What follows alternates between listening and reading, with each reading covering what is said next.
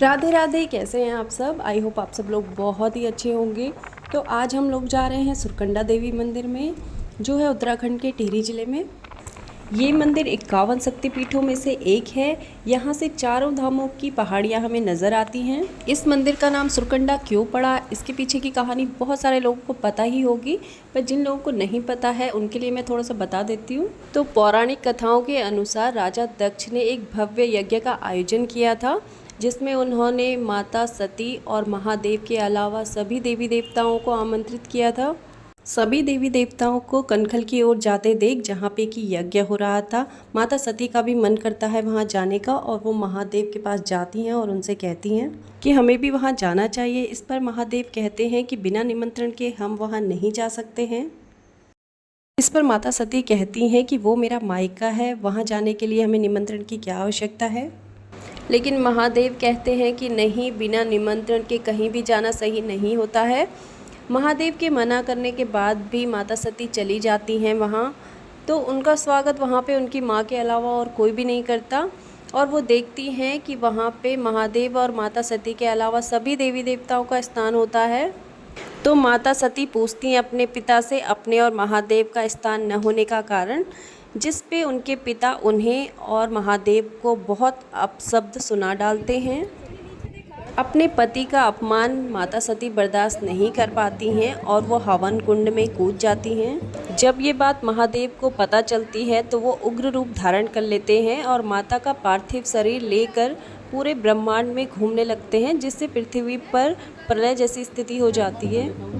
तब सभी देवी देवता भगवान को शांत कराने के लिए भगवान विष्णु के पास जाते हैं।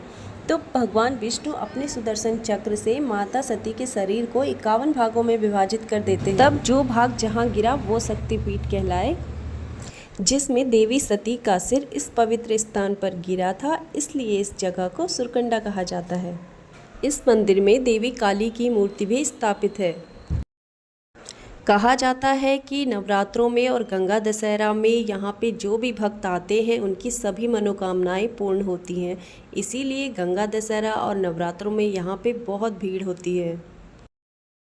मैं शादी से पहले भी 3 बार यहाँ आ चुकी हूँ और शादी के बाद भी एक बार आई हूँ, लेकिन तब यहाँ पे रोपवे नहीं था, पैदल ही जाने को था और बहुत चढ़ाई है यहाँ पे। लेकिन इस बार अभी आई हूँ तो रोपवे बन चुका है, तो देखते हैं कैसे हम लोग जाते हैं। तो मेन रोड से और टिकट काउंटर जहाँ पे रोपवे का है वहाँ तक आने में भी चढ़ाई है बहुत। तो बस हम लोग यहाँ पे आ चुके हैं अभी।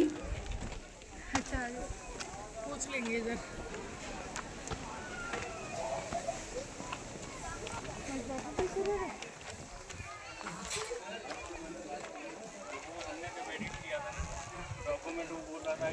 ये है यहाँ का टिकट काउंटर, और हम लोग बहुत लकी थे क्योंकि जब हम पहुँचे तभी रोपवे स्टार्ट हुआ था। उससे पहले मौसम बहुत ख़राब होने के कारण और बहुत हवा चलने के कारण रोपवे बंद किया हुआ था। तो हम जब गए तो उन्होंने हमें एक ही साइड का टिकट दिया, नीचे आने के लिए नहीं था, नीचे पैदल ही आना था। और जब हम नीचे आ रहे थे तो हमें बहुत सारे लोग मिले जो कि पैदल ही ऊपर जा रहे थे, रोपवे बंद हो चुका था। तो हम लोग यहाँ पे आ चुके हैं, अभी हम अपने नंबर आने का वेट कर रहे हैं। पहले ये लोग जाएंगे फिर हम लोग बैठेंगे। इसमें एक में 6 लोग बैठ सकते हैं। तो अब हमारा नंबर आने ही वाला है और अब हम लेंगे खूबसूरत नज़ारों का आनंद।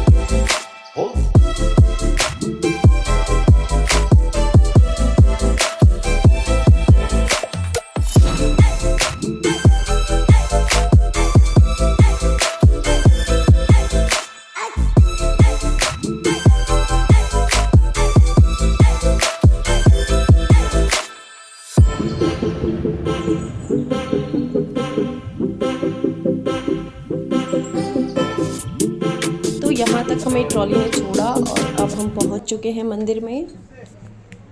जो भैया लोग हमारे साथ जा रहे हैं वो यहाँ फ़र्स्ट टाइम आ रहे हैं, वो उत्तराखंड से नहीं हैं, बट उन्हें यहाँ बहुत अच्छा लगा। तो चलिए अब हम चलते हैं मंदिर में, आप लोगों को भी दर्शन कराते हैं।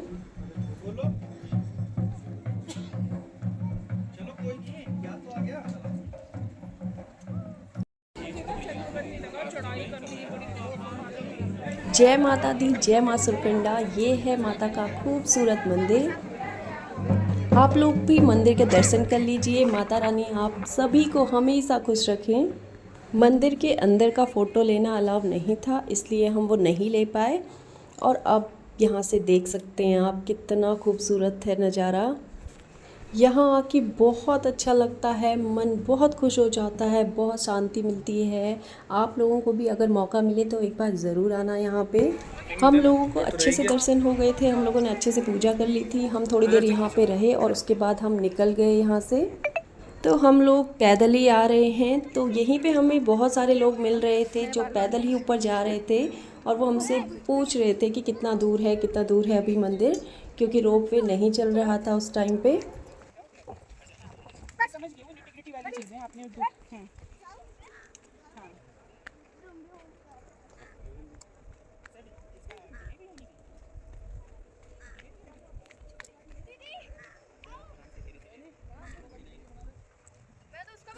और यहाँ पे इन आंटी लोगों ने घर पे ही बनाया था जैम, चटनी, अचार, नमक वगैरह।